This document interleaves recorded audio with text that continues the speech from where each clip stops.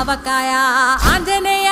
కథ మొదలెట్టినాడు చూడరయ్యా శక్తినంతా చూడగట్టి చెట్టు దులిపినాడు అంజయ్య ఎర్ర ఛాయ కోతి అవతార వెంటమాయ కత్తి సేత పట్టకుండా కాయ కోసినాడు కపిలయ్య